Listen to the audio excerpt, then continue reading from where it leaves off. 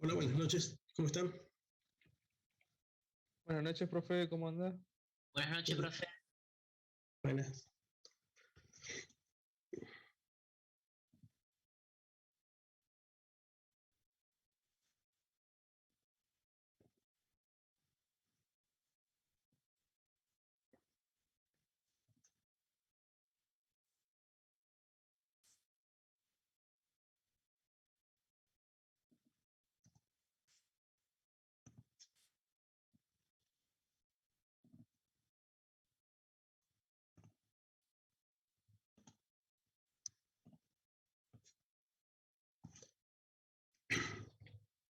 Bueno, vamos a tratar de terminar con este modelo de la máquina de corriente alterna para el control, ¿sí? Les recuerdo que este modelo, bueno, es en principio bastante más elaborado que los modelos que hemos visto hasta ahora, los modelos T de transformador o muy similar al transformador, que a partir de dos ensayos, de vacío y de corto, tienen sus expresiones particulares en los motores de alterna, en el rotor bloqueado y el rotor libre. Bueno, lo dije al revés, el rotor libre sería el de vacío y el de corto sería equivalente al de rotor bloqueado. Bueno, uno elabora un modelo de pérdidas y de bueno, algunas magnitudes equivalentes que nos permiten, bueno, saber cuál sería la funcionalidad de nuestro motor, eh, básicamente en sentido estable, ¿sí? En algunos momentos estables del régimen, ¿sí? El régimen permanente. Uno podría dar detalles de funcionamiento de potencia, torque, de pérdidas, ¿sí? Especialmente pérdidas, puede evaluarlas muy fácilmente, a grosso modo, ¿sí? Hay un porcentaje de error que es conocido en algunos casos y en otros casos es estimado, que está mencionado en el libro de Fraile-Moore. Este modelo en particular lo hemos tomado de las referencias que se utilizan para la materia electrónica y potencia, la que a veces cortamente le llamamos potencia.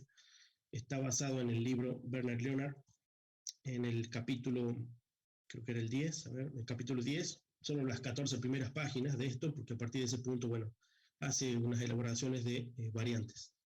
El modelo está basado en un sistema trifásico, en rotor y en estator. Se puede expandir a más fases, siempre y cuando sean, bueno, múltiplos de 3, ¿no?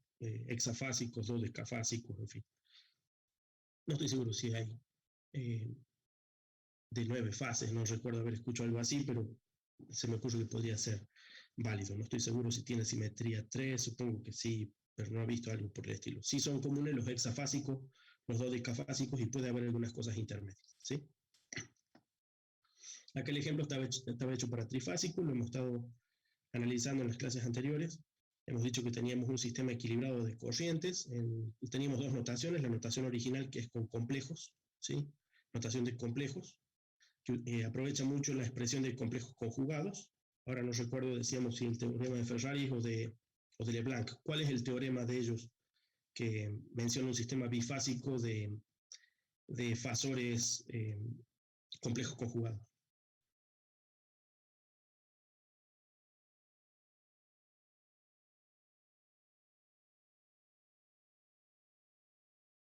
No, me mató, profe. Está bien. Bueno, sería conveniente que en todo caso lo sepan distinguir. Lo vamos a buscar acá, pero no recuerdo que estuviera de manera directa. Creo que en el Fraile-Moore se los menciona, en todo caso se los puedo buscar ahí. Pero me gustaría ver una gráfica, a ver si los encontramos para tres bobinas. Ferrari es trifásico. Entonces vamos con el de Leblanc.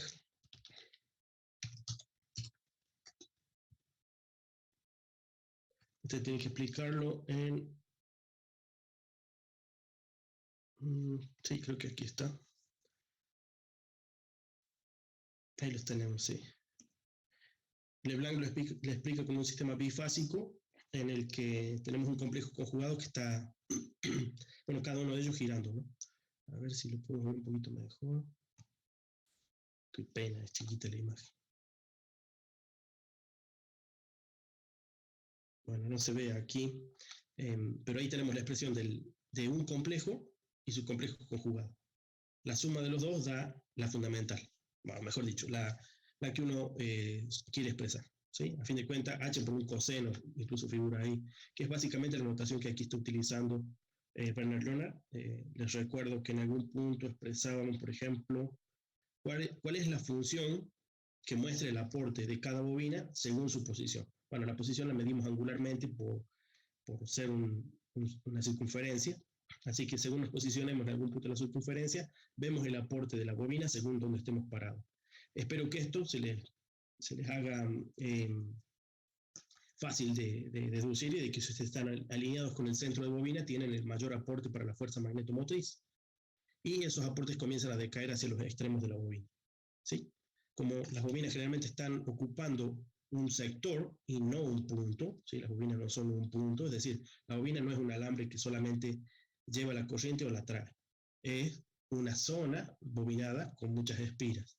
Así que, ¿cuál es el aporte de toda esa bobina? Bueno, lo tenemos acá modulado como una función relativamente extraña, pero que es obvia que el mayor aporte lo hace hacia el centro de bobina, ¿sí?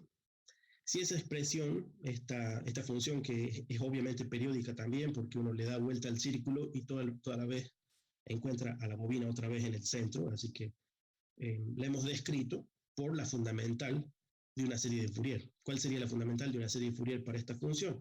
El coseno. ¿Por qué? Porque centrada en cero nos da un valor de 1, ¿sí? Que es lo que estamos pretendiendo para este punto. Y menos 1 para el extremo opuesto. Aquí no está ejemplificado, pero pueden verlo en esta otra. Que para el extremo opuesto del centro de bobina da un menos 1. Lo cual es obvio porque uno tiene una fuerza magnetomotriz que está actuando como un vector que es máximo hacia este lado, decrece que es mínimo hacia el otro lado, y así todo el tiempo, ¿no? ¿Sí? Después de eso en campos magnéticos o en eléctricos no medimos, pero también estarán disponibles. Los campos magnéticos sí se nos hace obvio cuando expresamos esos fasores a modo de vectores pulsantes, que los hemos visto en algunas de estas animaciones de video que espero que les hayan servido y sí les sugiero que las consulten. Eso estaba ya se las he indicado ahí en la V, hay enlaces más directos. Pero había una lista, a ver si la encuentro ahora, de las animaciones de RIAS. Creo que era el download, si no me equivoco. No, capaz que no. Vamos a videos. Sí, acá está. En videos de download, bueno, aquí estaban todas. Por ejemplo, si yo le hago clic a la 8, dice bobinado distribuido sinusoidalmente en una máquina de 3 fases. Bueno. Y ahí se puede ver que me abre un AVI.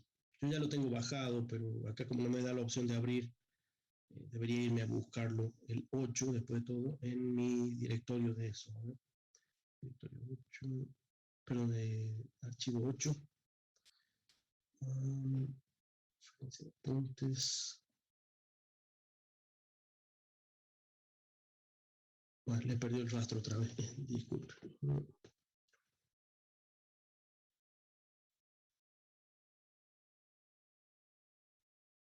Soft, aquí en soft creo que estaba.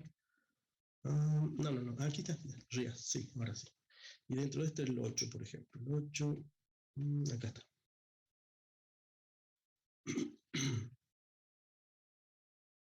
Tres bobinados distribuidos sinusoidalmente sobre un marco del estator. Acá pueden ver ustedes los fasores. El nombre técnico más adecuado suele ser fasores, porque describen en forma de vector el comportamiento senoidal de algún campo electromagnético. En particular aquí lo que estamos viendo, a ver si no me equivoco, estamos por el centro de bobina, el vector de campo, ¿sí? Esa sería la línea de fuerza principal que describe la fuerza del campo. Como pueden ver, el campo es pulsante, pero mejor descrito como un campo senoidal, ¿no? Un campo senoidal en cada bobina.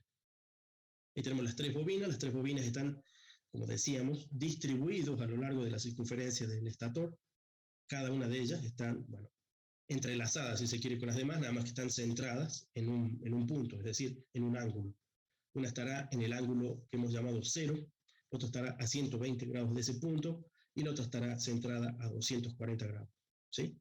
Espero que este video les ayude a comprender lo que matemáticamente hemos descrito con unas ecuaciones que, una vez que uno las maneja, sí son expresivas, sino mientras tanto son, bueno, unos cuantos símbolos que uno no suele recordar. Es conveniente sí comprenderlos, porque son formas muy cortas y muy completas de escribir esto, ¿sí? En la notación vectorial, que es la que hice yo en el apunte, se describen exactamente estos vectores, ¿sí? Estos fasores descritos a modo de vectores, mientras que en Bernard-Leonard se describe para cada uno de ellos, cada uno de estos 4 que estamos viendo. Fíjense que tenemos los 3 vectores de campo de, llamémosle bobina A o fase A, B y C. La suma de ellos 3, lo hemos mostrado varias veces aquí, la vez pasada, a ver, lo pausemos en algún punto que alguna esté al máximo. Oh, puse la pausa de compartir. ¿Se ve ahí? ¿Están viendo ustedes el video? Sí, profe. Tengo montado acá el Zoom, a ver si lo puedo. Ahí está. Vamos a alinearlo con la fase A sobre la derecha. Para cuando llegue al máximo a la derecha, veamos ahí la resultante. Bien, ahí la tenemos un poco desalineada.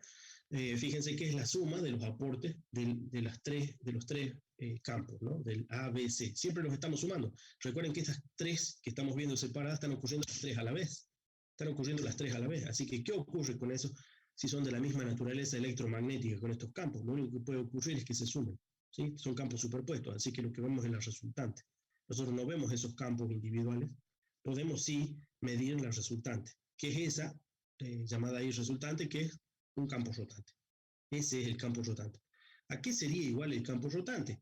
Lo podemos ver en la propia animación. Sería como si hubiera una bobina que está girando a la vez que tiene un campo fijo. Es decir, que podría ser una bobina alimentada con continua que gira a la velocidad sincrónica de la corriente alterna. ¿Sí? Es un aspecto importante, si lo quieren, desde el punto de vista analítico, de qué es lo que hemos logrado construir. O lo que es equivalente. Nos está mostrando que el generador en el otro extremo de la línea puede ser aproximadamente eso que estamos viendo en la resultante. Es decir, un campo generado por una bobina alimentada con continuo que está girando. ¿Sí? Eso en general es lo que ocurre en un extremo de generador, en los generadores de EPEC, a donde sea que estén. ¿Sí? Sean movidos por motores a combustión, sean movidos por el embudo de Carlos Paz, lo que sea. ¿Sí? Lo que tenemos es, mírenlo moverse. Estamos viendo ahí el otro extremo de la máquina. Evidentemente hay algo que está haciendo girar una bobina en un campo magnético fijo y que nos está dando, bueno, el equivalente de eso que vemos ahí. Como si una bobina que lo recorre una corriente continua, fija, está girando a la velocidad sincrónica. A fin de cuentas, nos ha entregado un campo rotante que nos ha generado las 3 fases. Esas 3 fases nos han llegado a nuestras líneas. Las pueden ver ustedes, las 3 fases actuar sobre las 3 bobinas. Y hemos reconstruido el campo rotante que originalmente ha logrado estas 3 fases en los cables de distribución. ¿Sí? Así que no hay mucho truco. Visto así en retrospectiva diría, oh, esto es una tontera. Hemos transmitido 3 fases inducidas por un campo rotante del otro extremo. Oh, no es más que una comunicación de extremo a extremo. Sin embargo, haber inventado esto, bueno, no fue tan fácil. Hay que retroceder hasta Tesla y otra gente para ver cómo refinaron este mecanismo. De hecho, como hemos charlado alguna vez, y seguramente también han hablado con el ingeniero Maximiani, estos motores en los últimos 40, 50 años recién han comenzado a ser explotados en mejor medida, más que nada porque el control es muy difícil. El control es un control que generalmente trata de controlar estos vectores que están viendo ustedes sobre las 3 bobinas. El control de esos 3 vectores sobre cada bobina lo van a aprender a hacer ustedes el año que viene. Para poder hacerlo hay que conocer este modelo y es por eso que se los presentamos en la materia correspondiente, la nuestra. ¿Sí? Sobre controles, como les digo, el Fraile Mora también les va a contar un poco si quisieran leerlo un poco ahí, pero el año que viene van a tener que verlo desde adentro, construyendo incluso con transistores los controles de este tipo. ¿Sí? De todos modos, entonces, ¿qué veíamos aquí? Las 3 fases, cómo generan sus campos pulsantes o senoidales, Pueden ver ahí que ese campo es senoidal si lo describimos en función de la magnitud que crece de cada uno de estos vectores, ¿sí? Y la velocidad a la que se mueve, ¿sí? Es la misma velocidad, de hecho, que la alimentación eléctrica, porque pulsa a la misma frecuencia que la tensión que genera esa corriente. O si lo quieren, la corriente que circula en las bobinas. ¿Alguna pregunta con esto? No, profe. De esto nada. Bueno, bien, ahora miremos sus expresiones matemáticas.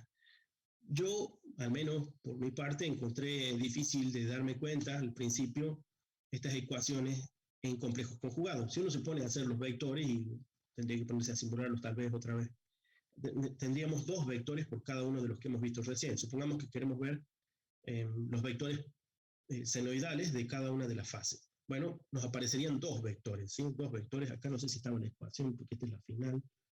Debería ser... bueno, aquí hay una explicación de los vectores a 2 fases, ¿sí? A fase y contrafase sería en realidad, porque están uno girando en contra del otro, ¿sí? No es más que el complejo conjugado.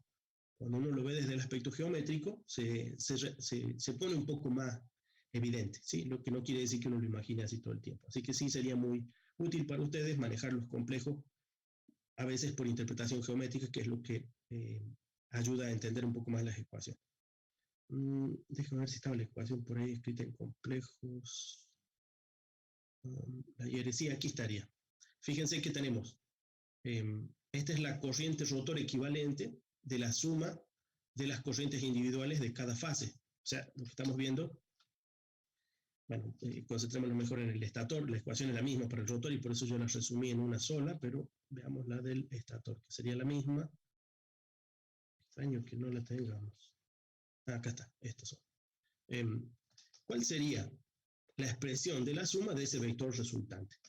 Bueno, acá lo tenemos. El vector resultante es IS. IS en la notación de este hombre utiliza un subrayado, ¿sí? Para el fasor, un subrayado para el fasor, le llama, fíjense que le llama vector de corriente dependiente del tiempo en el plano complejo, ¿sí? Bueno, él utiliza este subrayado, ¿sí? Yo he transformado eso sencillamente en vectores para simplificar la equivalencia en mi notación, ¿sí? Sencillamente vectores. El vector equivalente es la suma, escrita, ahí está. Acá está escrita en forma compacta, ¿no? Para cada corriente de cada fase, fíjense que acá la suma sí es generalizable por tener un subíndice n, y si n es justo, bueno, acá podemos utilizar la cantidad que ustedes quieran. Si usamos 3, bueno, tenemos el trifásico, ustedes podrían numerar 1, 2, 3. El problema de numerar 1, 2, 3 es que hay que eliminar un ángulo no existente, ¿sí? Entonces yo la numeré 0, 1, 2 para que coincida con ángulo 0, 122, 40. El ángulo 0, 122, 40 está aquí escrito en radianes. Gamma es 2 pi sobre 3. ¿Sí? Entonces tenemos 0 de ángulo, 1 por 120 o 2 por 120. 0, 1, 2 serían los valores de n. Así que tenemos la suma de las 3 fases para cada uno de los lugares donde nos paremos. Estamos parados en el estator, serán las del estator. Estamos parados en el rotor, las del rotor. Las ecuaciones son análogas. Como son análogas, las hemos resumido en una única ecuación. He utilizado notación de flecha vector para esta corriente. Entonces, ¿cuál es la corriente rotante resultante? Aquí la tenemos presentada en una única ecuación. Esta es la corriente rotante, ¿sí? Fíjense que acá estamos suponiendo que la corriente rota. No es algo que veamos en el espacio. Si quisiéramos medir, no vamos a medir una corriente girando en el espacio.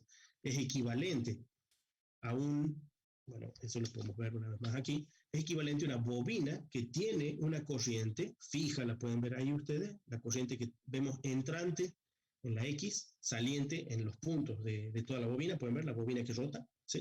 Es una corriente fija. Esa corriente es esa corriente de ahí, ¿sí? Pero ¿por qué decimos que es un vector? Bueno, porque si estuviéramos parados sobre la bobina, la corriente está quieta, pero como no estamos parados en la bobina, sino que estamos fuera de la bobina, por fuera del estator, diremos que esa corriente está rotando. Es una corriente equivalente. Se podría construir, y esto es un detalle constructivo que sugiere un método de construcción, uno podría construir el mismo efecto con una bobina alimentada por continua que esté girando, ¿sí? Bueno, no está construido así, porque además eso nos requeriría anillos de alimentación para la continua, salvo que la propia batería esté girando con el estator, en fin, detalles constructivos que ahora no vienen al caso, pero que sí nos permiten imaginarnos otras máquinas que sí existen, ¿sí? O el parentesco con algunas máquinas conocidas, ¿sí?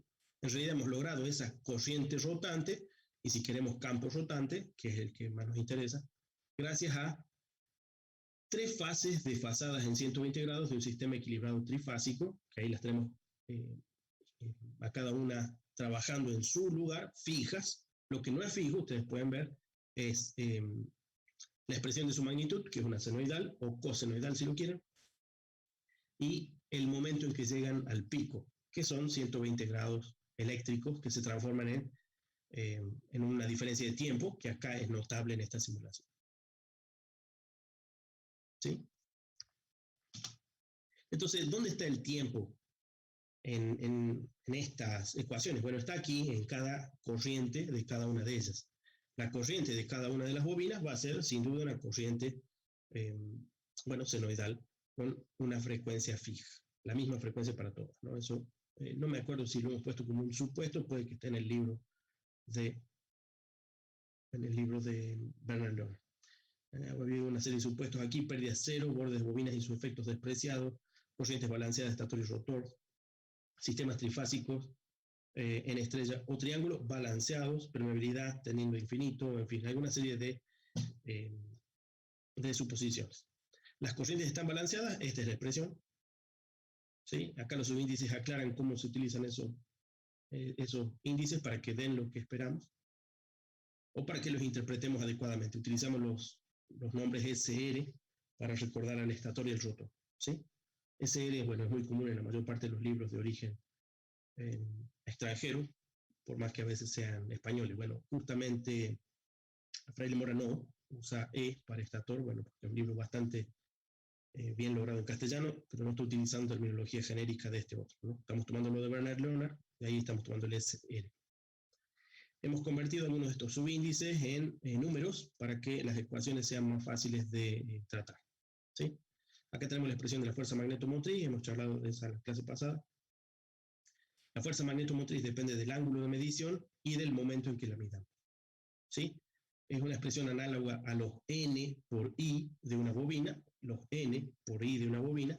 El problema que tenemos es que las bobinas no son únicas y además se distribuyen sobre una superficie de carácter cilíndrica, en la cual el aporte de cada bobina no es el mismo según el punto en el que estemos parados. Estamos al centro de bobina, será máximo; estamos alineados con la bobina, será nulo, etc. ¿Sí? Cualquier punto intermedio será una proporción de ello. Entonces tenemos una función de aproximación aquí que tiene que darnos un mapeo entre -1 y +1, como hemos visto en las gráficas de Bernard Leonard.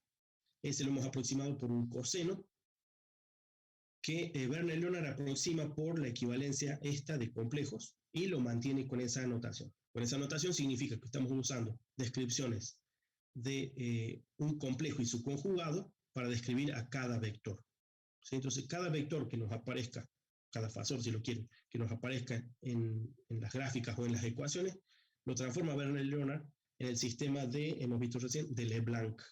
Es decir, que lo descompone en una componente, bueno, no sé, directa, llámenle, y una componente conjugada, ¿sí? Son básicamente siempre dos vectores que, si se mueven, están girando en sentidos contrarios. Sencillamente porque ustedes pueden ver, aquí tenemos un complejo conjugado, no es más que cambiarle el ángulo. Teníamos un ángulo delta, pasa a ser un ángulo menos delta, ¿sí? Eso es un complejo conjugado. No es más que el mismo número, pero cambiado de ángulo. Si lo expresan ustedes como un pequeño vector, ¿no? Tienen que cambiar el ángulo. Lo que en cambio hice yo para poder ver vectores en sistemas trifásicos fue buscar la equivalencia del coseno en productos punto entre vectores. Aquí entonces el E a la J delta es un vector unitario de longitud, porque sabemos que E a la algo aquí nos tiene que dar siempre 1, ¿sí? De hecho es la suma del coseno y del seno, si ustedes se acuerdan. Entonces, ¿cómo era? Coseno, claro, coseno en la parte real y seno en la parte imaginaria. Es la descripción de cada una de las componentes de E a la J delta, ¿sí? Coseno de delta más J seno de delta. Bien, ¿qué valor de hipotenusa tendrá eso? Siempre 1. Así que lo que tenemos ahí en realidad son descripciones de versores, recordando que los versores son vectores de longitud unitarias que a veces tomamos como referencia. ¿Qué versores necesitamos nosotros de referencia para nuestras gráficas? Bueno, al menos 3 muy importantes. Uno en 0 grados, otro en 120 y otro en 240 grados.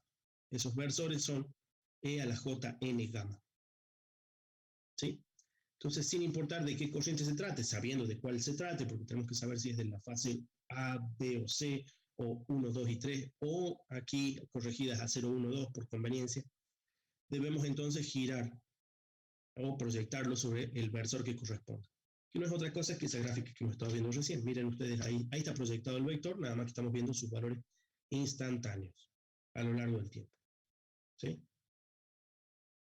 Ahí los estamos viendo, la función de tiempo. Vamos a suponer por un momento que sean las corrientes, las estamos viendo subir y bajar conforme una senoidal. ¿Sí? Ahora, ¿quién le describió a estos vectores dónde posicionarse? El versor E a la J n gamma. E a la J n gamma. ¿Sí? El E a la J n gamma en 0, supongamos que es el de la fase A los 120 grados debe ser el de la fase C, y a los 240 grados debe ser el de la fase B. ¿Sí? Si estamos girando siempre en sentido antihorario, ¿no? A partir del 0 que hemos tomado aquí, ¿no? 0, a ver, 0. Bueno, capaz que lo dije al revés. Es B. Fase B me parece que es 120. Puede ser, puede ser. Estando así como A así, B primero, C después. Sí. A, B, C nomás. ¿De acuerdo? Entonces, tenemos nuestros versores descritos como E a la J n gamma, lo estamos tratando como, para no hablar de tantos términos, porque tenemos versores, fasores, vectores, son todos vectores. A lo sumo ustedes tienen que decir si estos vectores describen una componente eléctrica, una componente magnética, un versor unitario, un vector unitario. Bueno, se los puede aclarar si ustedes quisieran. Pero es mejor tratarlos por vectores, son más fáciles de imaginar. Y acá los tenemos hechos imagen. ¿Sí? Acá los tenemos hechos imágenes, así que es más fácil de atribuirles a cada uno de estos vectores, bueno, la expresión matemática que les corresponde. Entonces tenemos un equivalente de vector rotante para la corriente, que es este vector I sub k, que es la sumatoria de cada corriente girada en el ángulo que le corresponda según su bobina. ¿Sí? No pueden escaparse de la posición en la que tienen que estar desarrolladas sobre su posición. Como esto es una suma, que parece ser una suma escalar, no lo es. ¿Por qué? Porque lo que tenemos en EJN gamma es un giro en el espacio. Así que hay que sumarlas en 2 dimensiones. Habrá una componente en X, una componente en Y, y es mucho más fácil pensarlas en el espacio plano que acá estamos viendo. Hay que sumarlas en el instante que se les ocurra sumar. ¿Sí? Si ustedes suman justo sobre los picos de una, será justo en el negativo de un medio de cada una, que da justo un medio de positivo en suma por la proyección. ¿Sí? Que nos da siempre 1,5 de longitud para ese vector rotante. Siempre 1,5 para ese vector rotante. Así que este vector rotante, si bien podríamos decir que en realidad no cambia nada, salvo por el detalle que está rotando a la misma frecuencia que la frecuencia de alimentación. Ese es el campo sincrónico. Ese es el campo sincrónico. Bueno, para encontrar las expresiones vectoriales, aquí hay un pequeño desarrollo que tomó a partir de I por el coseno que describía el aporte de cada bobina desde su centro. Para cada bobina lo reemplazamos por un producto de vectores unitarios, ¿sí? Uno describiendo el ángulo de medición, el otro describiendo la posición de la bobina que corresponde. Les recuerdo que aquí, cambiando los índices, les va a dar la suma para un vector, la suma para la otra bobina, la suma para la otra bobina, según su posición, ¿sí? Todos mirados desde el ángulo delta K. El ángulo delta K, bueno, tienen que después mirar un poco las gráficas, es un solo punto de medición en la circunferencia del estator. También lo podemos hacer para el rotor, por eso aquí están generalizadas en K, donde K significa o el estator únicamente o el rotor únicamente, para toda la ecuación. ¿Sí? Las ecuaciones son análogas, por eso están reemplazadas por una única ecuación. Cuando hacemos esta expresión y despejamos lo que no dependa de la sumatoria en n, es decir, que no depende, el ángulo delta K no depende de que uno esté en la bobina 1, 2 o 3, no depende. Así que lo podemos sacar de la ecuación, o mejor dicho, de la sumatoria, y entonces nos queda reordenado el versor E a la J delta K, la posición de medición no es otra cosa que un eje de proyección, donde vamos a proyectar todos los aportes de las tres bobinas, y la suma que hayan hecho los aportes de cada bobina. Como esta suma de aportes no es otra cosa que el vector rotante, lo que estamos diciendo es, ¿cuál es la proyección del vector rotante respecto del ángulo de medición? Y vamos a mirarlo. Una vez más, imaginen que son las corrientes, si quisieran también son los campos. En el ángulo en que lo voy a medir, supongamos que fuera justo, no sé, quieren ustedes en 0. Si quisiéramos en 0, deberíamos medir sobre la fase A este lado. Nos ponemos aquí y díganme ustedes, por favor, díganme ustedes acá sobre el ángulo 0, ¿sí? Sobre el ángulo 0 de delta K. ¿Qué valor tiene la proyección de este vector resultante? ¿Cuánto mediría yo sobre el ángulo 0? 225. Perdón, no entendí. 225, digo. ¿Qué sería 225? No me doy cuenta. Bueno, ¿no había que medir el ángulo del vector resultante? Ahora entiendo. Como decís, hay unos 225 de ángulo hasta la resultante. De acuerdo. Pero la proyección sería lo que esto proyecta sobre el ángulo. Ok, perdón. ¿Sí? Está bien el ángulo, está bien. Pero no me daba cuenta si era lo que... Está bien. Exacto. Sería la proyección sobre el eje X. Exacto, la componente X sobre mi eje 0, ¿sí? Obviamente que no hay otro eje Y aquí no tenemos un eje X, un eje Y. Si queremos lo tenemos al eje Y, pero no es lo que estamos buscando. Lo que estamos buscando es la proyección sobre el punto de medición. Acá justo nos hemos aprovechado, hemos alineado nuestro punto de medición al 0. Pero fíjense que el delta K puede valer cualquier valor entre 0 y, si lo quieren, 360. Así que lo que estamos tratando de hacer es que se nos haga fácil ver cuál sería la proyección, ¿sí? Bueno, nos daría, desde el punto de medición que tenemos, 0 grados, nos hubiera dado, bueno, una componente negativa aproximadamente del orden de 1, algo como un menos 1, una cosa así, ¿sí? Siendo 1,5 la longitud total de los resultantes. Aproximación, ¿no? Esto es una aproximación. ¿Sí? ¿Alguien más dijo algo? Sí, como un 75% más o menos sería la proyección. Más o menos en ese punto sería algo así. Y además es negativo, va para el otro lado. ¿Sí? Obviamente que si yo cambio mi ángulo y digo, pero ¿y qué tal si lo hemos medido en 180 grados? Bueno, medido hacia los 180 grados, ¿sería negativo o sería positivo?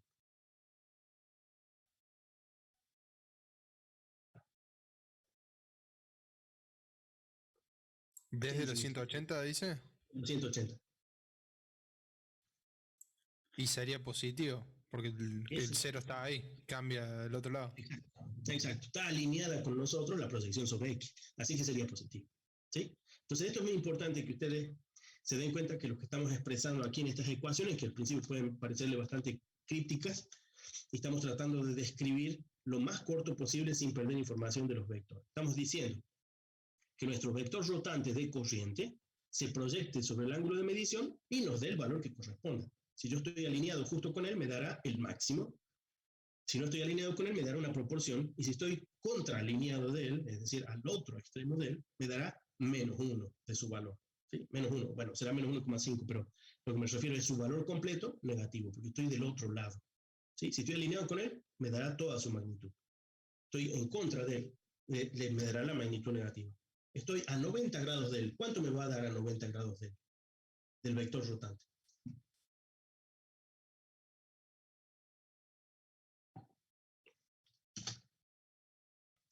Me pongo a 90 grados del vector rotante. Vamos a hacerlo más fácil, a ver si lo puedo alinear. No, lo hubiera alineado en el otro punto, a ver. Bueno, está aproximadamente vertical. ¿Cuánto es la proyección de eso sobre mi eje en 0 grados? Si mi delta K fuera 0 grados. Y 0. Prácticamente 0, ¿no? Muy poquito, hay un menos no sé cuánto. Prácticamente 0, ¿sí? Un producto punto entre ese vector y el ángulo de medición. ¿Sí? Un producto punto entre esos dos ángulos. ¿Sí? ¿Y qué es un producto punto entre esos dos ángulos? Sacar el coseno de la diferencia. Así que la diferencia de ángulos entre ellos nos va a dar el coseno de, ¿cuánto decíamos? De 90, ¿sí? El coseno de 90 grados, porque difieren 90 grados, o si lo quieren, los otros ángulos que coinciden con 90 al otro lado, ¿no? 270 será. Bueno, nos dará lo que corresponde, es decir, 0. Así que este producto punto nos expresa eso. Nos dice, la fuerza magnetomotriz va a ser n, un factor de proporcionalidad, que son las espiras del que estemos considerando, el estator o el rotor, vector rotante, producto punto, por el eje de medición. No más que eso. ¿Sí? El eje de medición con el versor en 1, con lo cual no aporta la magnitud, solo aporta la proyección del eje. ¿Sí? Gráficamente, bueno, sería algo parecido a lo que estuvimos recién haciendo acá. ¿Sí? También que aquí están graficados en realidad los campos, pero ese vector rotante es análogo de nuestro vector rotante de corriente y es análogo de todos los vectores rotantes que nos aparecen en estos sistemas. ¿Sí? Hay un vector de corrientes, hay un vector de tensiones, hay un vector de fuerza magnetomotriz no es un vector, pueden ver ustedes, esta es la expresión de la fuerza magnetomotriz, es un escalar. ¿Sí? Es un escalar por ser el resultado del producto punto entre dos vectores, es un escalar. Yo lo mido en un punto y es un escalar. ¿Sí? Estoy en un punto de la circunferencia del estator. Algo equivalente con las del rotor. Así que ustedes cambian aquí estator por rotor y se refiere todo al rotor. ¿Sí? Entonces esto es una ecuación resumida en vectores. Por ahí andaba la expresión, ¿cuál sería? Déjame verla. Creo que acá lo dice. Definición alternativa, no. Definiciones previas. Definición de vector espacial de corriente, ecuación 10.5 de tercera edición. 10.5, acá está. Este es el vector espacial de corrientes. Expresado aquí, bueno, no es muy distinta de la expresión que hemos usado recién. ¿Cuál es la diferencia con este? Este es el vector rotante. Este es el vector conjugado del vector rotante. ¿Sí? Acá lo pueden ver ustedes gráficamente. Si quisiéramos ver estas animaciones, bueno, no he encontrado, pero habría que ponerse a buscar el sistema de Leblanc explicado con gráficos móviles, y uno vería el IS rotar y en contra de él, siempre en contra, el IS asterisco. ¿Sí? El IS asterisco. ¿Me entienden esto que he dicho recién? Sí, sí. Gira en el sentido contrario los vectores. Claro, gira en el sentido contrario, pero tienen ángulos contrarios. Sencillamente es un ángulo respecto al otro, ¿no? Bien, en la expresión de él tendríamos, bueno, acá estamos los n por i por el coseno de aporte, dependiendo del ángulo de medición. ¿Sí? Acá se habla respecto de, ¿dónde teníamos? Respecto del alfa, el alfa de medición sería nuestro delta K general para alfa o beta, delta K en nuestra notación para generalizarlo. ¿Qué otra cosa más tenemos por ahí? Bueno, la expresión en el rotor es lo mismo, ¿sí? Una vez más tenemos la fuerza magnetomotriz, función de n, función de las corrientes de cada uno, modulada según el coseno del ángulo de posición y el ángulo de medición y el ángulo de la bobina. Fíjense que aquí no aparece la posición porque es 0. Acá aparece menos gamma y acá aparece menos 2 gamma. Bueno, ya saben ustedes a qué se refiere. Los IR1, 2 y 3. Nuestra bobina 1 alineada en 0, dependiendo del punto de medición. Las demás como corresponde. Una vez más, esa ecuación está directamente, a ver, me perdí otra vez, sería la misma, esta misma, es tanto la del estator como la del rotor. Obviamente hay que reemplazar el K por el valor que corresponde. ¿Sí? Los ángulos se miden según su marco, según el estator o según el rotor. La ecuación es análoga y es, desde este punto de vista resumido, la misma. ¿Sí? La misma. Cada una referida a las corrientes propias de sus bobinas y sus posiciones angulares.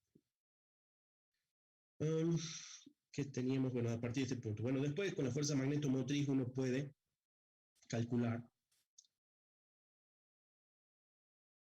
la suma de las fuerzas magnetomotrices, que no es otra cosa que el aporte de estator más el aporte del rotor. Recuerden ustedes que el rotor está siendo inducido. Como el rotor se había quedado quieto, en el momento que comenzó a girar el campo del estator, comenzó a cortar líneas. Al cortar líneas, indujo sobre las bobinas del rotor, que pueden ser nuestra jaula de ardilla, es el equivalente de esas bobinas, que están puestas en corto, y si fueran rotor bobinado, aún así generalmente se lo pone en corto exteriormente, a través de los anillos de contacto de cada bobina. A veces con alguna resistencia, pero bueno, por razones de control, ¿no? El control simple que también se describe en Fraile-Moore. Bien, entonces decíamos, en ese momento, cuando comience a circular corriente por el rotor, va a generar su propio campo. El campo, la fuerza magnetomotriz generada por el rotor, va a ser la de la expresión que ya hemos visto recién. ¿Sí? Está expresada otra vez más como productos principalmente entre versores, ¿sí? Vectores unitarios, que son posiciones de medición y posiciones de giro respecto de de la rotante, ¿sí? Aquí tenemos una expresión de la rotante. Fíjense que acá lo hemos expresado como si conociéramos, sí lo podemos conocer, bueno, por eso también se expresa así, una IK de T y una EJ a la cita sub K. ¿Sí? La cita aquí está haciendo el ángulo del vector rotante. Aquí queremos expresar esa cita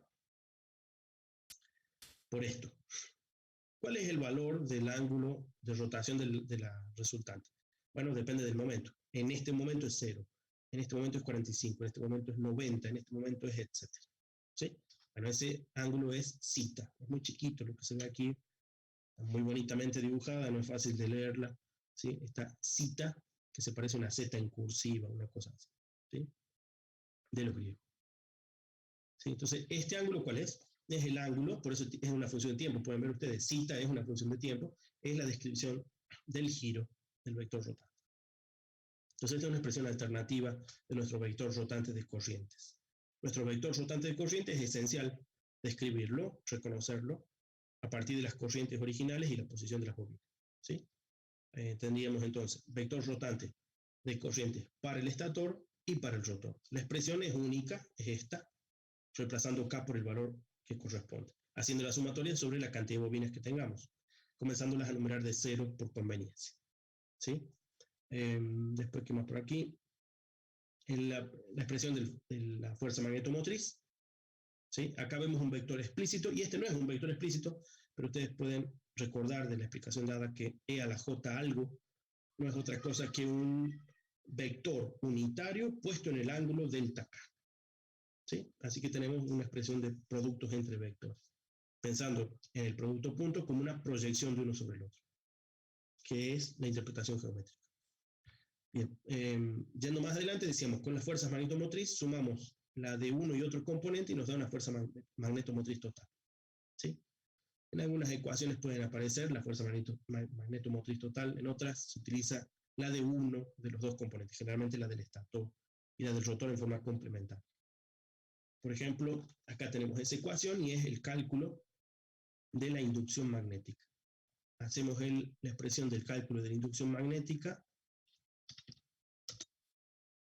como, bueno, acá tienen que volver ustedes un poco a física y ver cómo esto puede ser equivalente de los aportes de la inducción magnética que genera una fuerza magnetomotriz. Entonces está calculado a partir de la fuerza magnetomotriz. ¿Cuál sería la expresión? Básicamente ustedes tienen, miren, mu sub 0, ¿sí? Mu 0, que sabemos decir, por la fuerza magnetomotriz dividida la distancia del entrehierro, porque esto es en el aire. ¿Sí? ¿Cuál es el valor de la inducción magnética en el entrehierro, en el aire del entrehierro? Bueno, mu por fuerza magnetomotriz sobre h. ¿Sí? Bien, la expresión completa en realidad aquí tiene algunas cosas extras, como las pérdidas de estator o rotor, según correspondan, y si tenemos que sumar o restar el campo del frente. Estamos en el estator, será el del rotor. Si es la del rotor, será la del estator, el contrario. ¿Sí? Así que aquí este menos 1 a la menos 1, perdón, menos 1 a la K, lo que hace es sumar o restar el ángulo de posición de uno respecto del otro.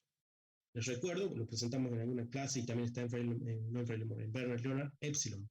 Epsilon es el ángulo de diferencia de posición entre el rotor, desde su cero de bobina, a la posición del estator.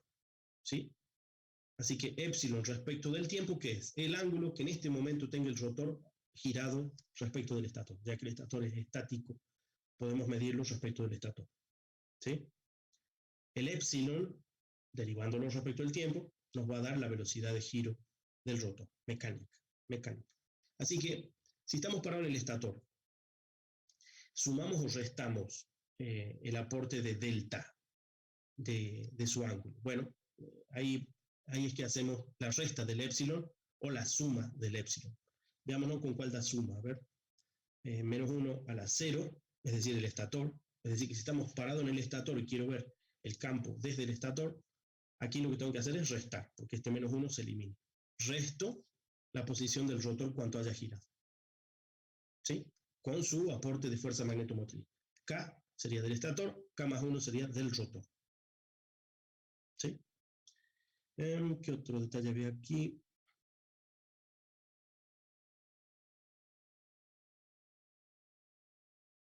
Bueno, nada más. Ahora no me acuerdo porque tengo 27, 28. A ver. Claro, una expresión más completa. Si yo quisiera expresarlo en función de los ángulos independientes de cada uno de ellos, bueno, tengo que decir del delta K y del delta K más 1. Este, en cambio, solo mide uno de los delta K. El otro se hace por la contribución contraria. ¿Sí? La expresión es un tanto larga. Les recuerdo que los componentes principales que son fuerza magnetomotriz, mu sobre distancia. ¿Sí? El medio sale de alguna otra operatoria, así que bueno, no es el doble de la distancia exactamente, sino es una contribución de promedios entre las dos fuerzas magnetomotrices. ¿Sí? Entonces con eso tenemos calculada la inducción magnética. Bueno, las pérdidas se suelen medir por proporción, así que esto es un 0 más una fracción, ¿no? Perdón, 1 más una fracción de 1. ¿Sí? Aumenta o lo reduce en la proporción que corresponde. Bien, algo que el libro de Werner Lorentz sí hace es demostrar a qué son iguales las inductancias mutuas y las autoinductancias del sistema. No lo demuestro yo, tampoco les voy a estar preguntando cómo demostrarlo, está hecho por aquí con unas integraciones, fíjense aquí están. Aquí está el planteo. Ustedes tienen, fíjense que esto sería una bobina según su desarrollo en la circunferencia. Tenemos uno de los lados de la bobina, el otro lado de la bobina. ¿Cuál es el aporte de esta bobina? Que es más gordita al medio y más finita hacia los costados. Bueno, es incremental, hay que hacerlo por un delta de diferencia y vamos haciendo los aportes, en fin, es una integral. ¿Sí? Es esta integral de acá. Y hablamos de que tenemos los enlaces de flujo literales. Enlaces de flujo sería la traducción literal. El nombre castellano a veces difiere, serían acoplamientos inductivos, ¿sí? A veces es un poco más descriptivo, el acoplamiento inductivo entre una bobina y la otra. Bueno, cuando lo planteamos, hacemos estas integrales que son integrales cíclicas, especialmente en complejos son fáciles de integrar, en vectores no tanto, así que yo las intenté, las dejé por ahí a medio de hacerlo, no las terminé, ¿sí? Acá en complejo es más simple porque, bueno, con los E a la algo, rápidamente se eliminan, nos quedan algunas cosas expresadas de manera directa. De todos modos, ¿qué logramos con todo eso?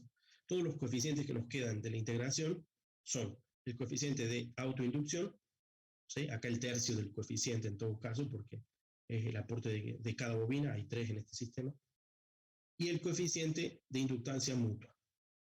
¿Sí? Si se fijan en la forma que tienen, salvo por el 1 más sigma de pérdidas del estator, tenemos la misma forma. Fíjense que es n por el otro n. ¿Cuál es el otro n si es autoinductancia? El mismo. Así que es ns por ns. ¿Sí? Por eso el ns cuadrado. Miren este, ns por el nl, porque es inductancia mutua. Cantidad de espiras de uno y cantidad de espiras del otro. ¿Sí? Por la longitud, por el radio de la bobina, sobre la longitud entre medio. ¿Sí? Y unos factores que aparecen de la integración, ¿no? Bueno, está el pi, el 8, en fin, algunas otras cosas ahí. El mu, ¿sí? El mu, que es necesario por la propiedad de la integración que estábamos haciendo, ¿sí? Están ahí en la integración. Así que si ustedes quieren ver detalles de eso, bueno, pueden verlo ahí en Werner Leonard. Yo lo quise expresar esto en vectores, no me ha salido, ¿sí? Es difícil expresarlo en vectores. Supongo que hay que aplicar algunas equivalencias de cosenos y senos que, bueno, no he aplicado todavía. Y acá están, no está desarrollado completamente, pero si uno hace estas integrales cíclicas, le van a salir estos dos coeficientes, a los cuales les ha llamado, por conveniencia, muchos libros lo hacen, autoinducción y mutuoinducción. ¿Sí? Bueno, nosotros no hemos hecho más que repetirlos en nuestro apunte. Están repetidos aquí, no hay cambio de notación, salvo en el K. Hemos usado K para referirnos al estator o al rotor, depende del valor de K.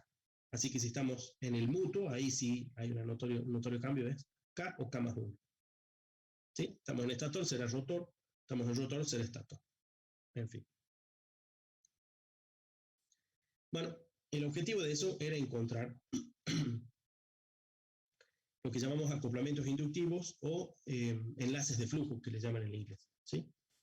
Bien, la ecuación completa es una aplicación de las ecuaciones que ya conocemos.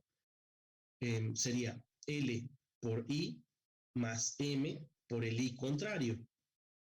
¿Sí? Esto lo conocen ustedes de transformadores. L por el I, es decir, esto sería en el primario, L por el I, más M, inductancia mutua, por el I del secundario, por el I del secundario. Así que, como acá hay un primario que es el estator, bueno, si nos paramos en el estator, el otro va a ser el rotor. Ahora, si se paran en el contrario, será lo contrario. Por eso acá hay que cambiar el -1, ¿no? ¿Hacia qué lado giraron ustedes? ¿Hacia el lado del estator o hacia el lado del rotor? Bueno, depende de dónde están parados. Así que, ¿qué diferencia tiene esto con nuestras aplicaciones físicas que veníamos utilizando para la expresión del cálculo de tensión en un transformador? Bueno, no es muy distinto.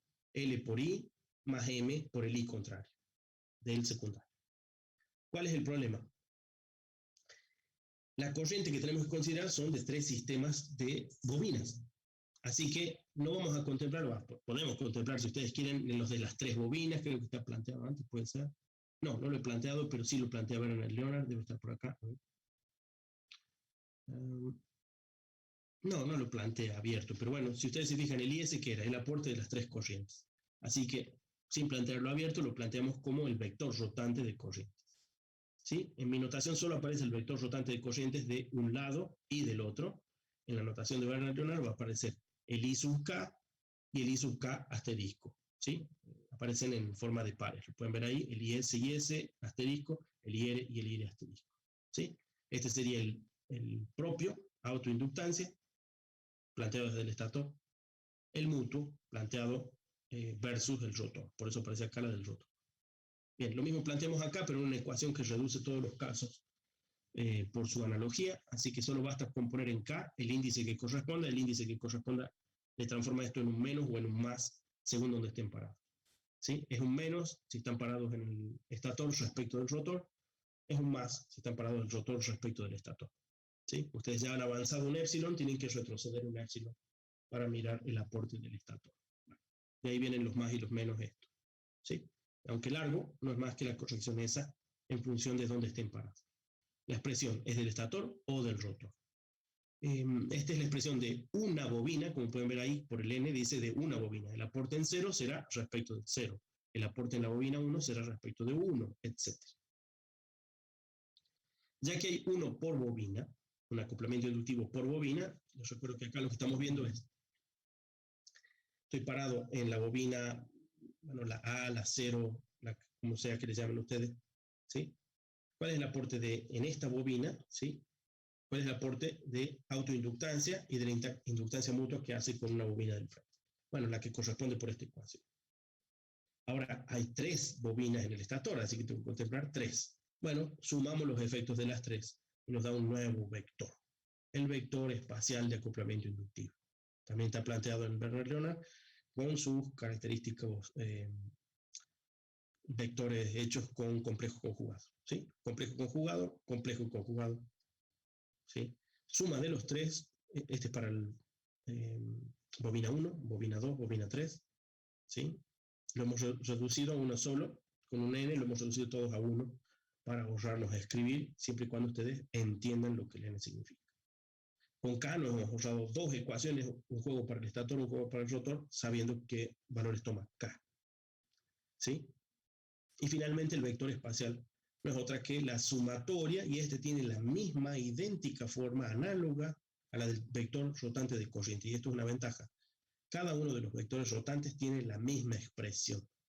¿Sí? Es la sumatoria de las componentes de cada bobina giradas en el ángulo de posición de la bobina.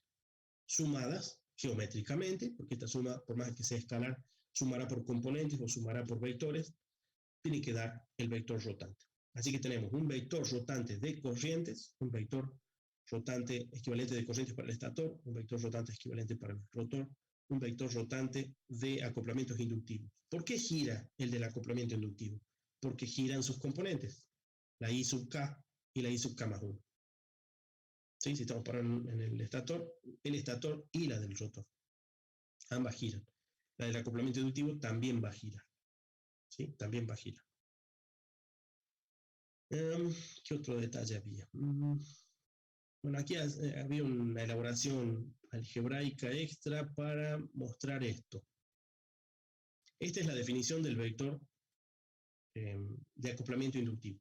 Vector de acoplamiento inductivo, ¿sí? Similar a la de la corriente. Ustedes reemplazan aquí psi por i y por i, y tenemos el vector rotante de corrientes. No es más que ese. Ahora, en función de las expresiones de L y M, autoinductancias y mutuoinductancias, hay que operarlo un poquito. Werner Lerner, no me acuerdo qué tan extenso lo hace, pero lo hace. Es más completo sin duda lo de él. Ahí están esas operaciones. ¿Sí? Bueno. Y acá lo operamos para expresar esto.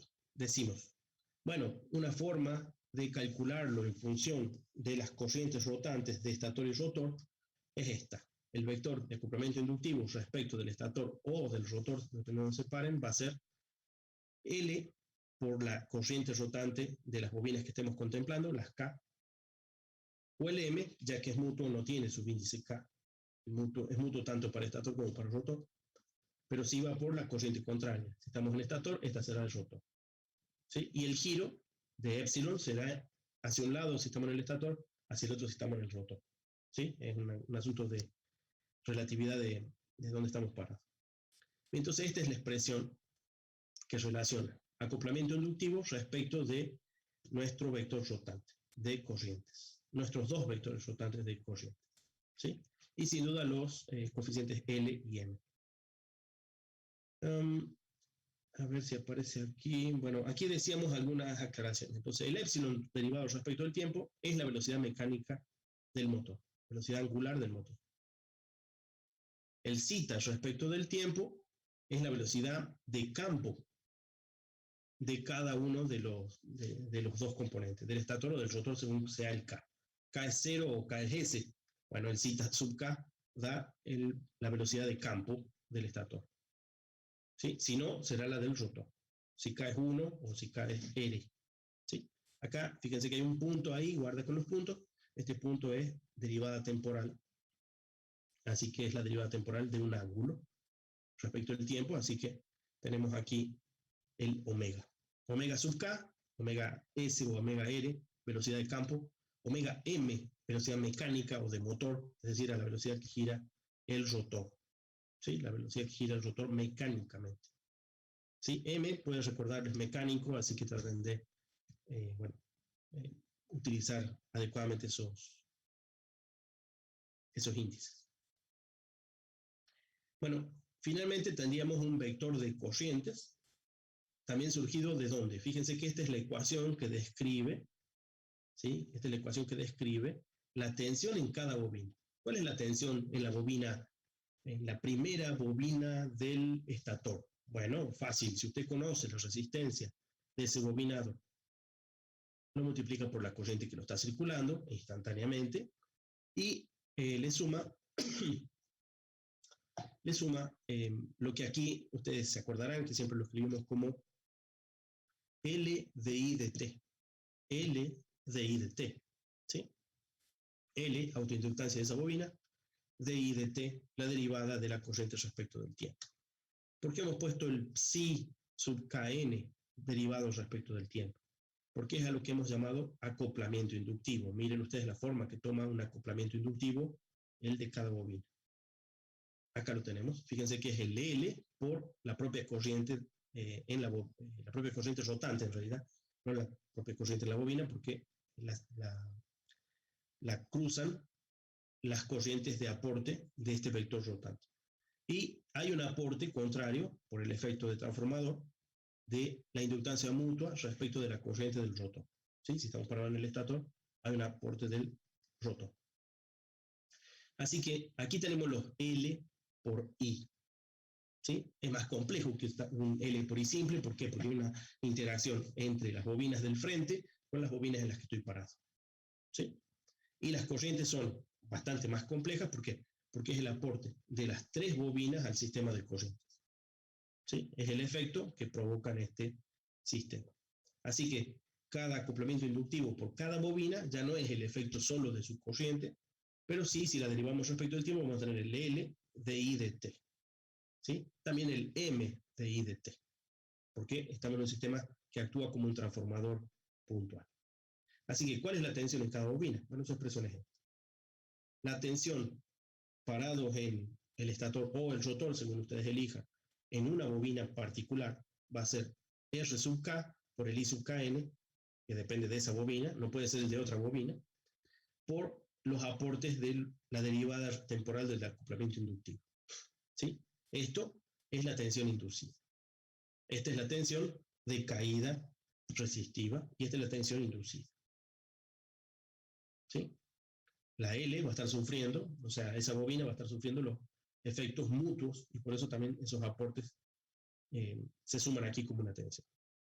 ¿Sí? Esta ecuación es conocida, es nuestra R por I más L de I de T, aplicada a nuestro caso, que es un sistema bastante más complejo que una sola bobina, sino que está en un sistema, si se quiere, similar a un transformador. Y finalmente lo que debemos decir es, existe también un vector espacial de tensiones rotante también él, porque fíjense que es un Kn respecto del tiempo, según los aportes de cada bobina en su posición. Una vez más sumados, esto es una suma geométrica, ¿sí? Ya pueden dejar de pensar en escalares, tienen que pensar ustedes que lo que estamos sumando son vectores. Hemos sumado 3 vectores, cada uno de estos vectores son el valor de magnitud instantánea que tenga cada tensión, girado respecto de su ángulo por cada bobina. Así que tenemos un vector rotante de corrientes equivalentes, un vector rotante de tensiones equivalentes y un vector de acoplamientos inductivos equivalentes rotantes. Uno, un juego para el estator, otro juego para el rotor. Acá están simplificados todos a K. Ustedes usan K en 0 o en 1 o sus correspondientes siglas y tienen la del estator o del rotor. No se olviden de reemplazar según corresponde. Entonces ya tenemos, bueno, este juego de vectores rotantes, todos tienen la misma forma, pueden verlo. El valor, llamémosle escalar de esa magnitud electromagnética, ¿sí? Este valor escalar de esta magnitud electromagnética instantánea, girado en el espacio respecto del ángulo de posición de su bobina. La suma geométrica de las 3 bobinas componentes en este caso nos da un nuevo vector. Ese vector podemos llamarle también fasor, porque estamos en magnitudes eléctricas, pero en muchos libros se le llama así vector espacial de tensiones, vector espacial de corrientes, vector espacial de acoplamientos inductivos. Bueno, hay un único vector que nos está faltando completar. Este vector va a ser el del torque o momento motor, ¿sí? Werner Ronald lo plantea también con su formato de ecuaciones complejas conjugadas, en una forma bastante compacta, si se quiere, que es esto, es una vez más, una integral de aporte de la interacción entre las corrientes de estator rotante y la de rotor y su vector equivalente de corriente rotante, respecto de sus posiciones relativas. Sus posiciones relativas están dadas por el épsilon. Épsilon, les recuerdo que es el ángulo de posición instantáneo de rotor respecto de estator. Bueno, él, ya que está en ámbito complejo, dice, bueno, si yo hago esta integral alfa, simplifico acá, etc. Pueden ver ustedes, pueden ver, no me acuerdo qué tan desarrollado está. La expresión final es, me quedo con la parte imaginaria de un producto entre complejos de manera directa, que sería así. Al IR lo giro, es decir, lo multiplico por J epsilon de T, le saco a esto la compleja conjugada y lo multiplico por IS. ¿Sí? Es decir, que si tuviéramos los vectores IS y R, al IR hay que girarlo, epsilon. Una vez girado en epsilon, hay que tomar el complejo conjugado, que probablemente es una reflexión. Finalmente, estos dos vectores, multiplicarlos entre sí. En fin, eso numéricamente, ¿sí? Numéricamente sería esa expresión. De esa expresión de multiplicación todavía hay que tomar solo la parte imaginaria. Al tomar solo la parte imaginaria hemos quitado las Jotas, es decir, que lo hemos proyectado al eje X, etc. ¿Sí? Bueno, hay unos factores de conversión 2/3 de M, recuerdo que M es la inductancia mutua, ¿sí? Pero a fin de cuentas lo que estamos diciendo es que es un producto, algún tipo de producto, un poquito complejo ya que está, entre IS, vector rotante de corriente estator, vector rotante de corriente rotor y una cierta multiplicación entre ellos. El épsilon se nos tiene que hacer obvio, que es el giro respecto a uno del otro, así que tiene que intervenir, depende en qué momento lo estemos midiendo. El momento motor, bueno, tendría que ser ahí, bueno, no fijo, va a ser variable según la posición relativa de uno respecto del otro. Si a esta ecuación le aplicamos nuestra conversión, y estas son conversiones que sí sería muy bueno que ustedes las practiquen, muy probablemente en el examen final mostremos alguna serie de ecuaciones y les pidamos su expresión, tal vez por elección o tal vez escrita. Su expresión equivalente, ¿sí? Entonces, de equivalencia de complejos a vectores, expresiones vectoriales a partir de los complejos o viceversa. Entonces, aquí está la transformación, se ha hecho ahí, ¿sí? En este caso tenemos un A por un B conjugado menos el A conjugado por el B, que es la expresión esta que tenemos aquí, ¿sí? Cuando la desarrollamos, encontramos que es el equivalente, y este es el punto importante, entre vectores, significaría el producto cruz de los números complejos A y B, tomados por vectores en el plano. Y esto es una expresión importante, ya que sabemos, sin importar qué libro tomen ustedes de referencia, que el torque o momento motor de un motor de corriente alterna es el producto vectorial de las corrientes que circulan el estator y el rotor. Y aquí hemos logrado obtener esa expresión matemática. Al reemplazar eso, nos queda esta última ecuación en la que se hace explícito el producto cruz o producto vectorial entre dos vectores que ya conocíamos de la presentación de este tema. El vector rotante de estator en producto cruz con el vector rotante del rotor, girado el ángulo que corresponde. ¿Sí? Entonces, ¿qué nos da un producto cruz entre vectores?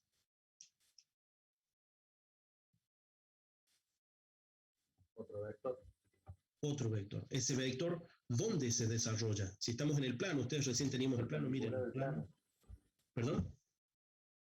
Escucho. Perpendicular a los dos, el plano, ¿no? Que forman los dos. Perpendicular, exacto, perpendicular al plano. Acá, en este plano, que los tenemos en corte, no estamos viendo los dos vectores rotantes, pero podemos imaginar que va a salir o va a entrar, dependiendo de su valor, por ese eje donde está apoyado la resultante.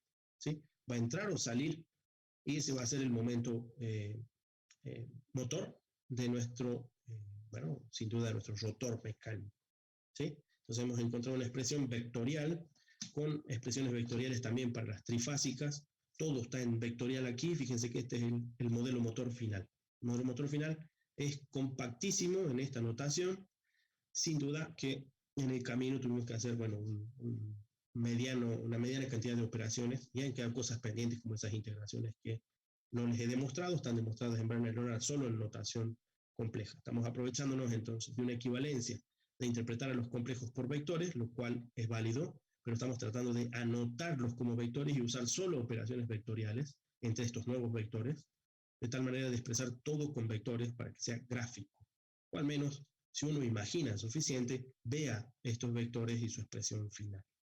¿Sí? Entonces tenemos el vector de tensiones, que sabemos que es un vector rotante, es el resultado del vector rotante de corrientes multiplicado por un factor de conversión resistivo, R sub K, más la tensión inducida provocada por el vector rotante de los acoplamientos inductivos derivados respecto del tiempo. No olviden ese punto ahí encima.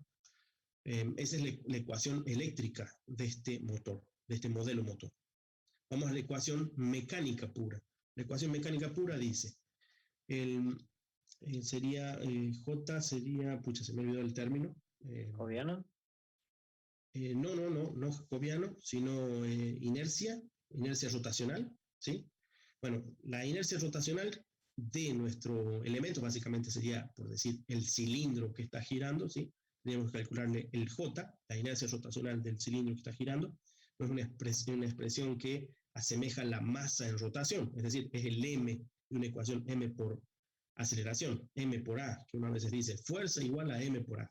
Bueno, ¿cuál es la expresión análoga de fuerza igual a masa por aceleración en un sistema rotante? Bueno, es la aceleración angular multiplicada por la masa en rotación. La masa en rotación es el valor inercial J, ¿sí? Que hay una forma de calcularlo a partir de esos valores. Entonces, el valor equivalente, o sea, análogo de la masa en rotación, ¿sí? Entonces, el J por el omega m derivado respecto del tiempo, ¿sí? Que es la aceleración angular.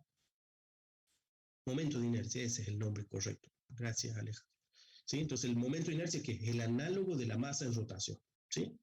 Mejor dicho, es el análogo de la masa en desplazamiento, este es el en rotación, momento de inercia. El momento de inercia es el J que tenemos ahí. Entonces, el momento de inercia de nuestro sistema mecánico, generalmente algún tipo de cilindro recortado, eso depende un poco de la forma de nuestro rotor, ¿sí? Entonces, el momento de inercia por la aceleración angular, ¿sí? Va a dar el equivalente de lo que hubiéramos llamado una fuerza, y a veces, sin mayor precisión, les decimos, ¿cuánta fuerza hace este motor girando? Y no es una fuerza, es un momento motor, ¿sí? Que a veces, dicho mal adaptado al inglés, muchas veces decimos torque, ¿sí? Entonces, ¿cuál es el torque resultante? Bueno, el torque tiene dos componentes, el torque motor que hemos generado eléctricamente, ¿sí? Y el torque de carga. Entre la carga, obviamente, también hay un poquito de la propia, el propio mecanismo del rotor, pero generalmente es la carga que estemos moviendo. Así que tenemos un torque de carga, el torque motor, la diferencia entre ellos es lo que tiene que ser equivalente a poder mover el sistema, es el equivalente de momento de inercia por la velocidad, perdón, la aceleración angular, es decir, la derivada temporal de omega m. Recuerdo que omega m ya era la derivada temporal de epsilon, que era el ángulo de posición del rotor mecánico respecto del estator. O sea que ahí acá hay una pequeña cadena de cálculos temporales, ¿sí? La segunda derivada de epsilon sería. Claro, claro, la segunda derivada de epsilon, por ser epsilon la posición angular del rotor respecto del estator, ¿sí? Entonces, ¿la aceleración cuál sería ahí? Bueno, ahí la tenemos. Y es por eso que muchas veces se habla, cuando ustedes el año que viene tratan del control, en sistemas de control con el ingeniero Pico, o no sé quién está actualmente, no sé si ya se jubiló, me parece, y con el ingeniero Oros, cuando vean en electrónica de potencia, van a estar hablando a veces de un control de posición, velocidad, y no van a decir aceleración, van a decir torque, porque pueden ver ahí por esta ecuación, es lo que nosotros queremos controlar el torque o el momento motor, si quieren ser explícitos, ¿sí? Pero raras veces decimos aceleración, pero es un control completo, posición, velocidad, aceleración, ¿sí? Finalmente tenemos nuestra ecuación que relaciona nuestro sistema eléctrico con nuestro sistema mecánico, y es la última ecuación la que dice casualmente cómo se genera el torque motor a partir de los valores eléctricos en nuestras bobinas, ¿sí? Ya saben ustedes, el IS como vector o el IR como vector es en realidad la representación de la suma vectorial de los aportes, en fin, lo hemos visto unas cuantas veces. No es que, bueno, tengo el IS, lo pongo ahí. Es el resultado de una sumatoria geométrica que está realizándose continuamente en un motor, es un transformador que está realizando esta operación todo el tiempo, ¿sí? Está generando ese torque motor a medida que gira, ¿sí? Entonces tenemos ecuación eléctrica, ecuación mecánica, ecuación electromecánica de nuestro motor. Esto es un modelo completo de nuestro motor de corriente alterna asíncrono, ¿sí? En multifase, en principio el trifásico y algunos otros, ¿sí? Entonces, sí va a ser muy interesante, muy importante que ustedes manejen la equivalencia. Complejos, equivalencia versus vectores, ¿sí? Esto también es para, bueno, no que le queden bloques separados. Los vectores que hemos tanto utilizado en muchas expresiones, ¿se los puede escribir por complejos? Sí, muchas de nuestras aplicaciones eléctricas utilizan directamente los complejos, pero podrían haberse tratado directamente en complejos. ¿Por qué hemos usado complejos aquí? Para hacernos evidente los aportes de estos vectores rotantes. En algunas de estas animaciones se han hecho parcialmente evidentes, no significa que esto se haya construido con esas ecuaciones. Podríamos tal vez hacer animaciones con estas ecuaciones, lo cual sería muy interesante. Pero hemos tratado de explicar con vectores, ¿sí? Para que gráficamente los podamos imaginar, al menos en algunos de estos puntos, lo que sucede en nuestro sistema motor, ¿sí? Para sistemas, bueno, más genéricos, más manipulables matemáticamente, tenemos sistemas hechos con complejos. Este está hecho en función de complejos y complejos conjugados. Es lo que generalmente se presenta en el teorema de Leblanc, ¿sí? Básicamente uno lo descompone en un sistema bifásico. Aquí sí uno podría descomponer en X e Y, ¿sí? En X e Y a cada uno de los fasores o vectores que quiera describir. Y se aprovecha de los complejos porque por los complejos conjugados hay una enorme simplificación matemática, por eso el autor aquí, Werner Bronner, lo aprovecha mucho para poder ir sacando incluso las integrales esas integrales son fáciles de realizar con complejos, ¿sí? Más difíciles en expresiones X, Y, en descomposiciones, en fin. Lo que no es tan fácil, al menos no se me ha presentado a mí tan fácil de interpretar, son estos vectores rotantes y sus complejos conjugados. Habría que verlos también en animaciones o ponerlos en animaciones para eh, comprenderlos. Aún así, se me hace un poquito más natural pensar que el trifásico aporta cada uno de ellos por su monto, cada una de esas bobinas, y entonces plantear las ecuaciones de ese modo. Así que en el resumen se han hecho el uso de esta equivalencia en realidad es para el torque nada más, el producto cruz. Fíjense que es una diferencia de complejos conjugados multiplicados entre sí. La diferencia me lleva al producto cruz, son equivalentes.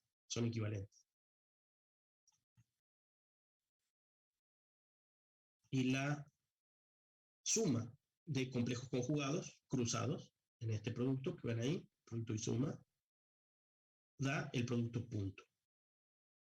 ¿Sí? Del producto punto. El producto punto nos facilitó el poder ver que muchas de las expresiones con las cuales generamos el vector rotante son en realidad proyecciones entre los vectores componentes. ¿Sí?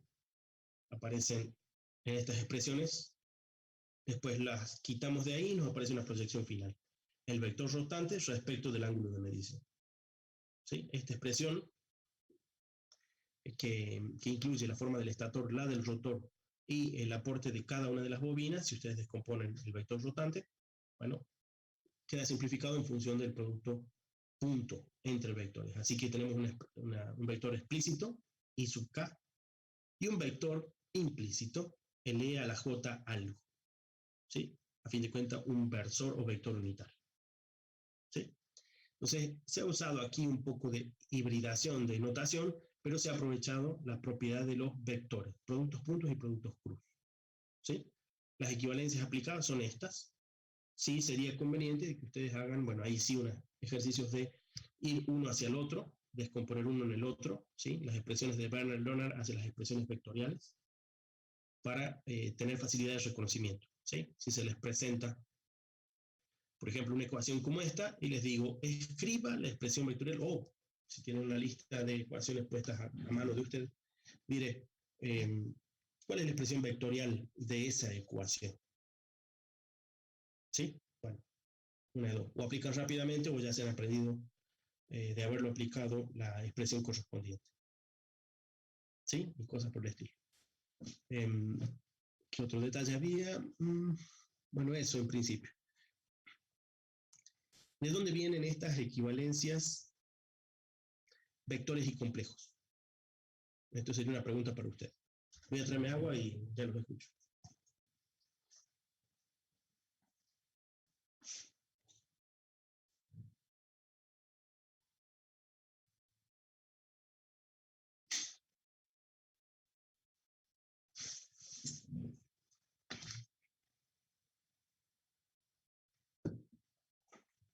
¿De dónde vienen estas equivalencias vectores y complejos?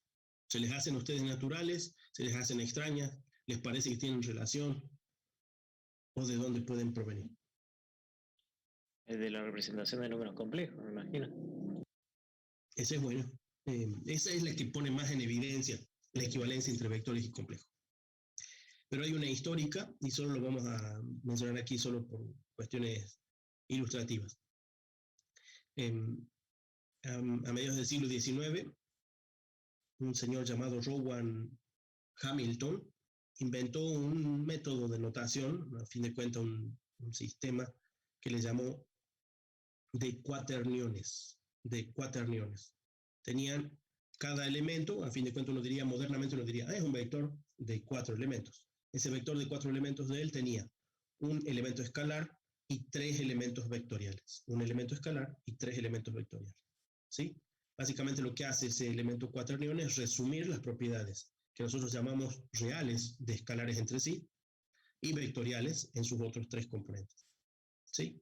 Bueno, el sistema fue aplicado, entre otras cosas, a la teoría recientemente publicada de Maxwell, ¿sí? Las expresiones de Maxwell para el electromagnetismo. No sé cómo estaban escritas antes en su libro originalmente, pero tal vez puedan buscarlo después en internet cómo estaban escritas. Fueron reescritas en cuaterniones.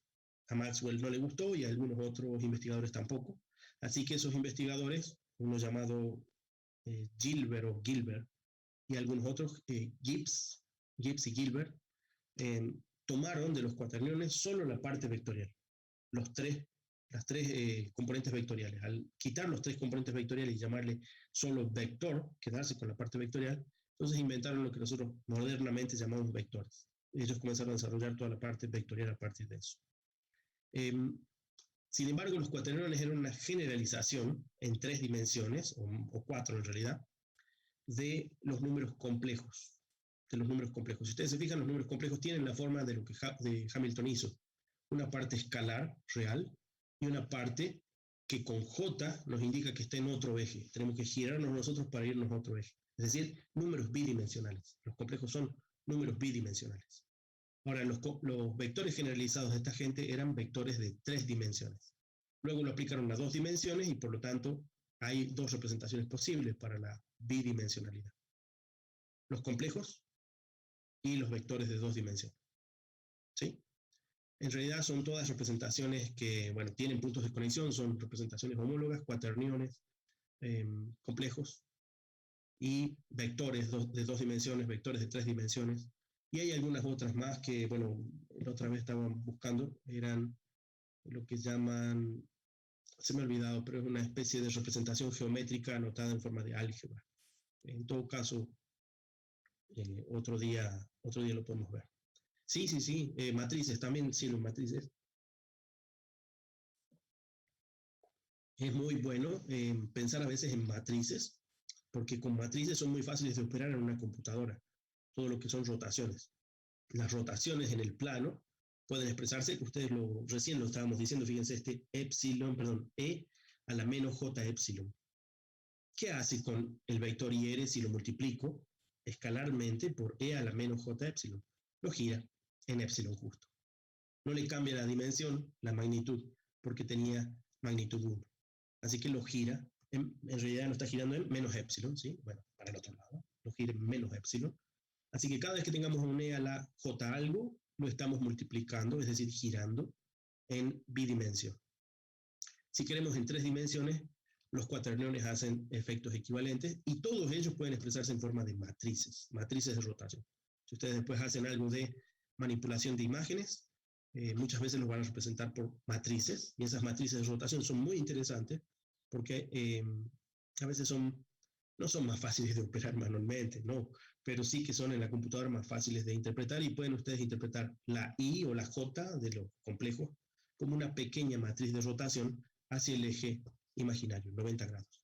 Así que lo que tenemos en realidad aquí son representaciones equivalentes entre ellas, no quiere decir que las tienen que cambiar una por otra así nomás, hay que sí respetar esas equivalencias. Aquí hay algunos de esos cambios que estamos haciendo a propósito para que no se nos rompa el sistema y siga representando equivalentemente lo mismo.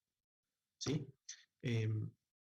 Hay algunas otras notaciones que se llaman cálculo geométrico que parece que pasan por encima de lo difícil que es entender un cuaternión, es decir, es difícil imaginar, porque forma un vector más un escalar. Es como si el escalar, por ejemplo, el escalar podría estar representado aquí por el momento de inercia. El momento de inercia es escalar. ¿Y cuál sería el vector asociado al momento de inercia? Probablemente esa aceleración que tiene ahí asociada ahí. Así que en un cuaternión expresaríamos todo eso a la vez, ¿sí? O incluso los torques en la parte vectorial. Bueno, son expresiones que uno en una computadora diría, es un vector de 4 dimensiones, no más que eso. Pero desde el punto de vista físico, bueno, son representaciones análogas. Así que estamos aprovechándonos entonces de algunas de esas equivalencias, no todas las posibles. Hay algunos libros, por ejemplo, el libro que, bueno, no se los presenté, pero el libro de José, ¿cómo era? Juan Manuel o José Manuel Ayer, un venezolano que ha trabajado mucho en etapas de potencias de centrales hidroeléctricas de Venezuela, actualmente vive en Ecuador. Hay un libro muy, muy bueno que está liberado por él, y en su libro se trata todo con matrices. En vez de tratar con representación de complejos y complejos conjugados, trata todo con matrices. Es muy cómodo para la manipulación en computadoras. No es tan fácil, bueno, salvo cuando uno ya hace las expresiones, son muy similares a estas, sin ponerle flechitas arriba. Todas nos quedan expresiones de R por I, e incluso aquí nos aparece un L por I respecto del tiempo, cosas muy similares a las ecuaciones básicas. Ahora, cuando uno las abre, aparecen las matrices y ahí se ponen difíciles de leer. Pero repito que son representaciones alternativas, matrices, vectores, como en esto, complejos, y puede haber cuaterniones y algunas otras. ¿Sí? Es muy común que nosotros las tratemos, bueno, en la primera que nos presenten, a veces con complejos en la parte eléctrica. No era tan común ver complejos. Aquí lo que estamos viendo son con complejos.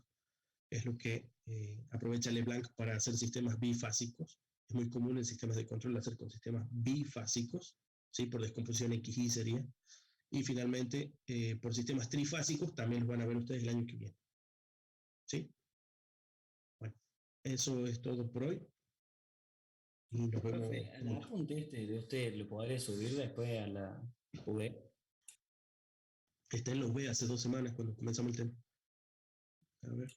Porque yo lo busqué y no lo encontré, no sé si soy yo o no está. Está al final de la página. Ahí está modelo vectorial fasorial de la máquina y modelo complejo de Leonard. ¿Se ve ahí? Sí, profe, buenísimo. Bueno, entonces sí, les recomiendo las equivalencias de transformación de una ecuación en la otra. Practíquenlo un poco. Así las pueden reconocer en una u otra forma. ¿Sí? Bueno, espero un ratito que completen ustedes la lista de asistencia y cerramos.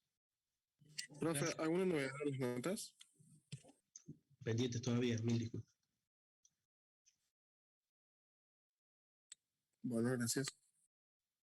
Profe, Bueno, profe, entonces nos vemos la semana que viene. Nos vemos la semana que viene. profe, Bueno, profe, buenas noches. Sí. hablamos al principio del día con la profesora Pereira. Nos dijo que lo que dijeron a ella desde el departamento es que no se puede tomar 2 parciales un mismo día, que es lo que estuvimos hablando la semana pasada, no sé si se acuerda. Sí. Eso es lo que nos dijo ella, que desde el principio de año le dijeron eso y por eso tuvo que cambiar muchas veces la fecha para el primer parcial ella. No sé si cómo quedará el tema de la fecha del segundo parcial. Ya lo veremos. Depende un poquito de Maximiani, que bueno, si le ha estado ocurriendo la fecha nos da más espacio.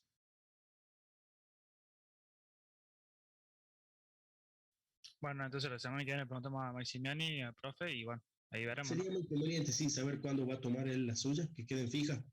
Lamentablemente a veces se hace la fecha y bueno, vuelven a cambiar, bueno, pero casi siempre es para más adelante, no para antes, así que eso tal vez es una ventaja. Así que bueno, profe. Eso nos deja las 2 últimas semanas, si no me equivoco. Bueno, muchas gracias. No, profe, buen fin de. Buen fin de. Chau, profe, gracias. Voy a intentar hacerlo, terminarlas pronto, no tengo fecha, estoy bastante complicado. Disculpe. Si tiene alguien en particular, bueno, envíenme un mensaje. A algunos les queda uno de los ejercicios por corregir, bueno, voy a tratar de ir completándoselos.